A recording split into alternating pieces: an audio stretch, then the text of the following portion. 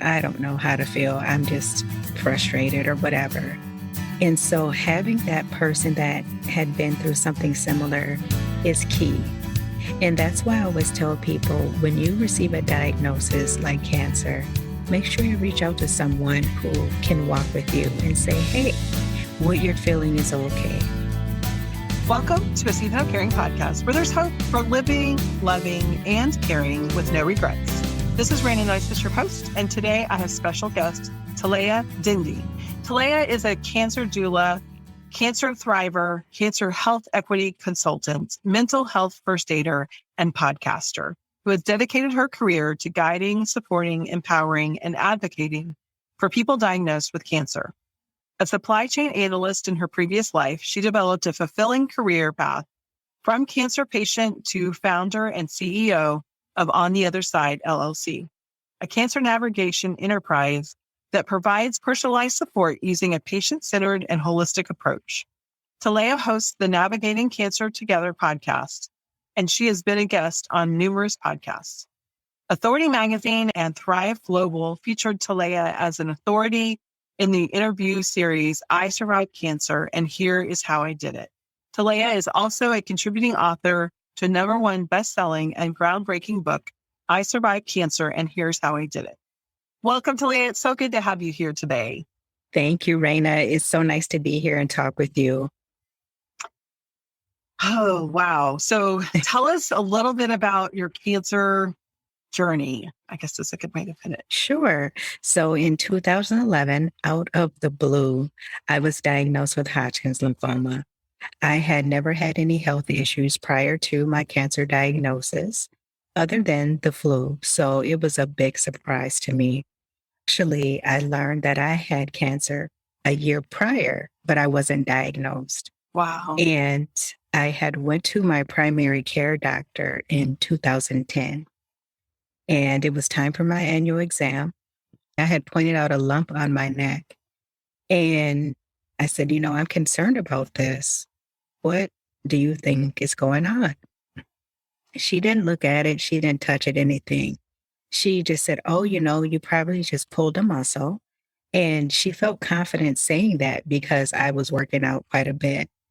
But I'm like, okay, well, she didn't look at it. She didn't touch it, but maybe she knows what she's talking about.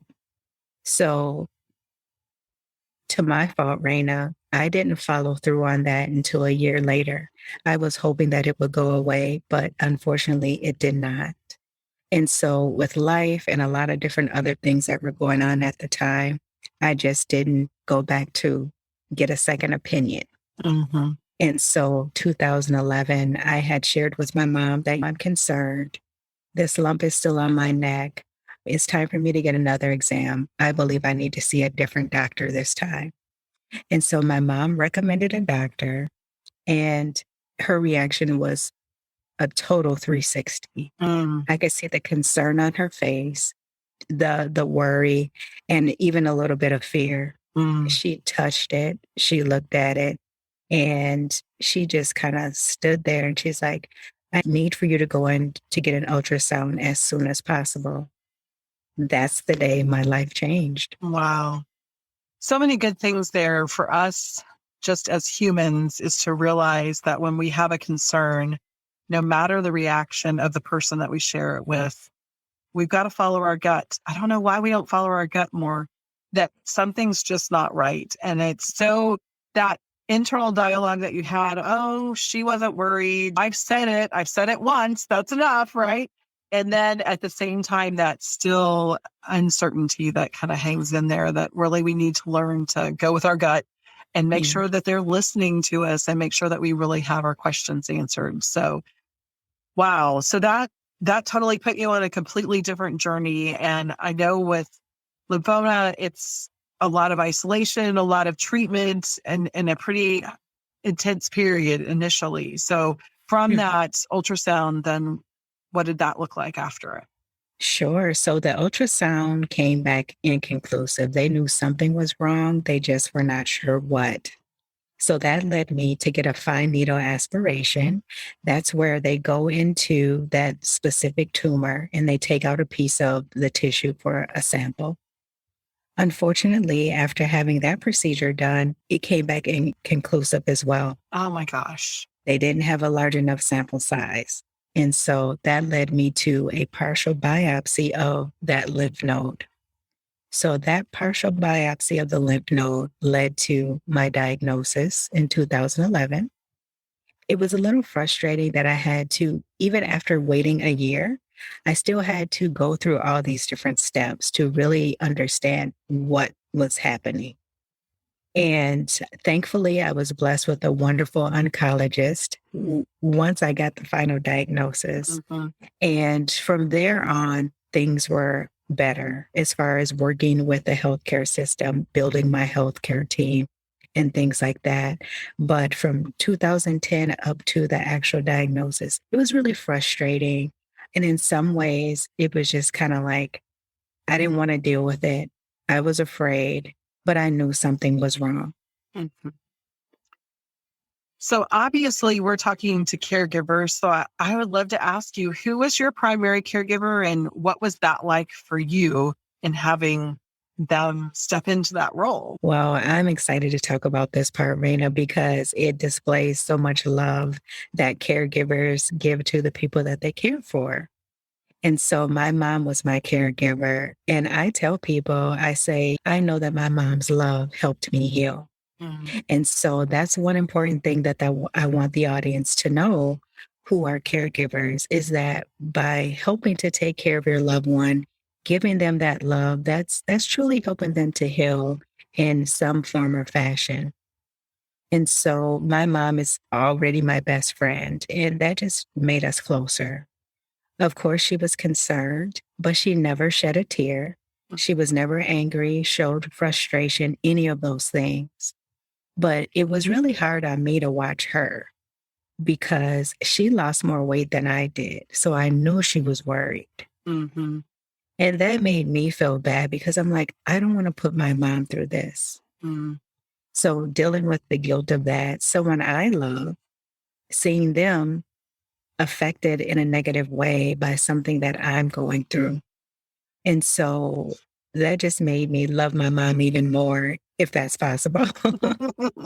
And it just, she would go with me to my chemotherapy sessions. So I would have them scheduled on a, say, Wednesday, for example. She was able to set up with her job to get up early on Wednesdays and come with me. And then she was able to have Thursday and Friday off as well to stay with me just to make sure I didn't have any adverse reactions to the treatment. And then, she would go back home and get ready for another week at work. So it was a lot of changes for the both of us. But thankfully, her career allowed her to be flexible with her schedule. And like I said, it brought us closer together. That's awesome. And so caregivers, as you're listening, just remember that even no matter if they can express it or if they don't have the personality to express it, that love and the sacrifice that you're making is being seen by the person that you're caring for. And it really does matter. So thanks for that encouragement. How did cancer change you and how did it open your eyes? Oh, Raina, so many things. I would have to say the first thing is that it's okay to put myself first. Prior to cancer, I was this people pleaser. I wanted to make everybody happy. I wanted everybody to like me, but I truly believe that was making me sick. Mm-hmm. The other thing is that, get out of your shell. By nature, I'm an introverted person, but after having cancer, I'm not afraid to go after the things that I want. I'm not afraid to get out there and talk to different people. Whereas before, I wouldn't be doing this if it wasn't for cancer. Of course, nobody wants cancer, Right. but it did bring me out of my shell. And the other thing is that we don't have to go with what society says we're supposed to be doing. By that, I mean, I was a person that went to college. I got my degree. I got this great corporate job, and it wasn't fulfilling for me. And so, having gone through cancer, having seen my life threatened in a sense, it made me say, hey, what I really want to do with my life is important and it's valid. And so that triggered me to start to make a transition out of corporate America and really and truly find my purpose. Yeah, it's sad that so many times it takes something big, a threat of some type, to move us to that place to where we really focus in and say what is important and how do I live to my calling and to my purpose. And I'm glad that you found it. I'm glad that you're doing what you're doing. So I know that that transitioned you into becoming a cancer doula. So tell us more about what that is. Yes. So first, Raina, I'll start with the why.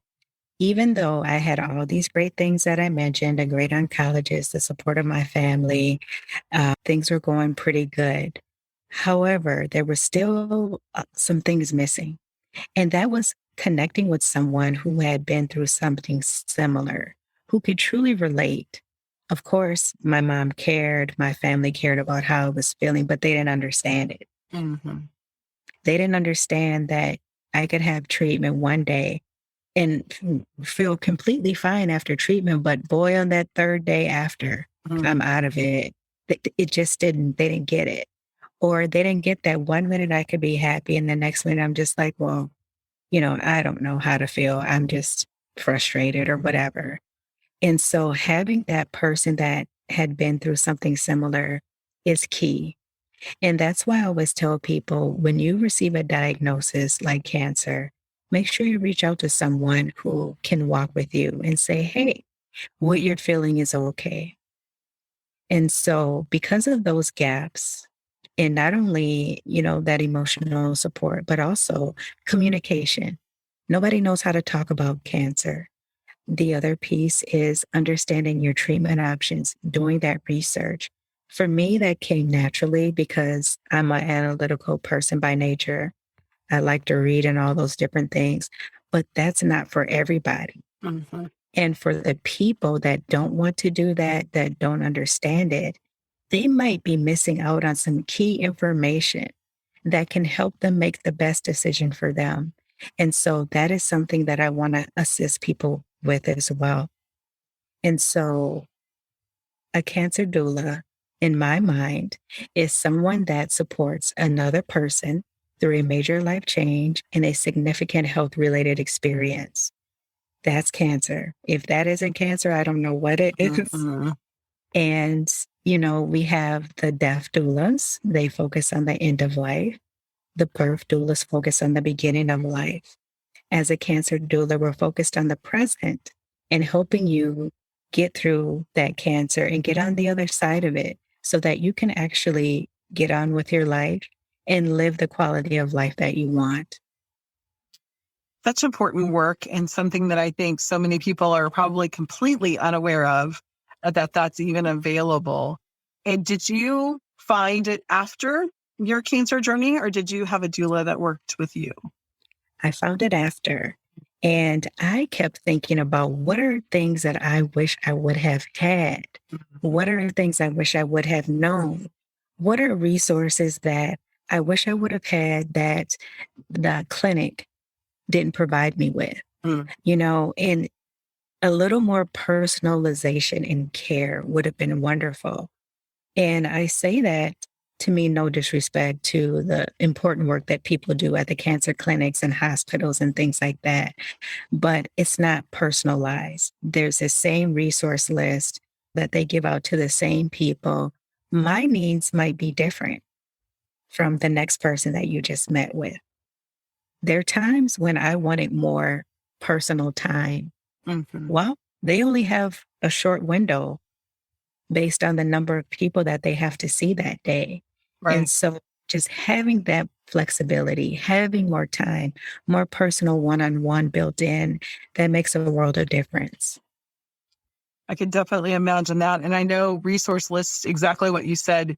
It's me telling you what I need and then actually being able to say, oh, I know this person, or I know this is exactly what we're looking for. That excitement that can come and journeying together in that, versus just picking up a piece of paper and randomly going, let me see if I can call the next 5 names on this list and see which one I like the best. There's a lot of work involved in just being able to try. Whenever you're in the midst of having to make so many decisions, it's hard to have to make some, maybe even the simplest ones, that something like a cancer doula can make such a difference in helping support in that. So what does it look like when you're working with clients?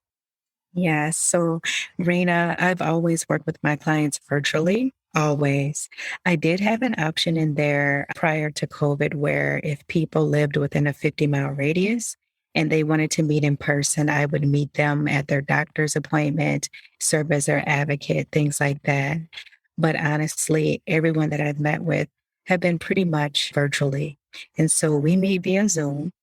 That's my preference because I want them to feel like they're connecting with me. I want to see their face. I want to see their body language because that's going to tell me things that they're not going to say. But then also there's an option for people that are not comfortable and we can talk on the phone. But most people do prefer Zoom. So what does having your support do for the person and the family? So having my support helps the person worry less about what's next, what's going to happen, where do I get this information, how do I talk to my job about my diagnosis, what do I need to be eating? So it lightens their load. Are there different things that may benefit my cancer? Are there integrative therapies that I should be considering? So that's legwork and research that they don't have to do. You know, they tell me, hey, Talaya, this is what I'm struggling with, or I'm looking for this kind of support. And we work on that together. And they're not alone. They have someone to talk to who has been through it. Now, when it comes to their family, a lot of times, as I mentioned earlier, in my own experience, people really don't feel comfortable talking to their family because they don't get it or they don't want to overwhelm them and add more stress. And so they tend to hold those things in. Well, with me, they can get it out. But then also, their family doesn't have to feel like there's this barrier and wall between them. And even if they're struggling with how to connect with their loved one who has cancer, I can help them through that as well so that they don't go further apart. They actually come together and know that, hey, we have this neutral person who can support both of us. And I don't need to share what I talk about with one person or the other. I just need to make sure that they're being taken care of. I was talking to a caregiver at a support group today, and she was just saying how nice it is to just be able to talk to other people. And I said, I think one of the things that happens is when we talk to family members or someone who's not going through it, is they want to fix us. They want to solve the problem. It can feel bad that they really can't solve it because I can't even let you solve my problem because it's not solvable. And at the same time, it also feels bad to have someone trying to fix you. And so I imagine having you journeying with the person who's in the midst of this life-changing diagnosis can bring a lot of comfort in just having that person to talk to who's not trying to fix them, but rather just sitting with them. That's right. And that's so important because you're already going through this thing that's threatening your life. You're wondering, all these different things. Am I going to make it? Is this treatment going to work? Am I going to lose my job? You name it. And so there's already a lot there. And a lot of people just don't know how to talk about it. They don't know how to work through it. And so they shut down. Well, that's not good because you're carrying all these things around that's actually working against your treatment because it's lowering your immune system. We want your immune system working as good as it can. So let's get rid of some of that baggage and weight. Let me carry some of that so that you can truly focus on healing. And then the other part of that is there's so many people that love their family members. They want to help. They don't know how. And then the person that needs the help doesn't know what they need. They know they need help. They don't know how to communicate that. And so there you have it. Nothing's being done. And so both sides are feeling isolated. No, let's get this out in the open and bring the sides together. That's amazing. Well, I love what you do, Talaya, and I'm so glad that I've been able to share that with our audience. And if you are a caregiver who is caring for someone who is on a journey with cancer, definitely I want them to be able to connect with you. So what's the best way to do that? Absolutely. So they can visit my website. It's ontheotherside.life, or they can send me an email at Talaya, Talaya, at ontheotherside.life. And then, of course, I'm on social media as well, but email or my website is the best option. That's great. And I know you offer a 30-minute conversation just to even see and explore if maybe it would be a good fit to work together. So I really encourage you to make that connection if that's part of your journey, just to find, no matter where you are in the journey, it's not too late to have a cancer delay, is it? It's not too late. If you've just gotten a diagnosis, if you started treatment, or you're even into survivorship, it's not too late, because each phase has its own different things that you're going to have to work through. It doesn't end when treatment stops, so keep that in mind. Well, thank you so much for joining us today. Thank you so much, Raina, for having me and for sharing your platform. It's been a pleasure. Just a reminder, a Season of Caring podcast has been created for the encouragement of family caregivers. If you have financial, legal, or medical questions, be sure to consult your local professionals and take heart in your season of caring. This podcast episode has been brought to you by the Gratitude Challenge. Sign up today at aseasonofcaring.com/gratitude to be a part of the 21-day Gratitude Challenge, to grow your gratitude muscle and receive all the positive impacts that gratitude can have on your life.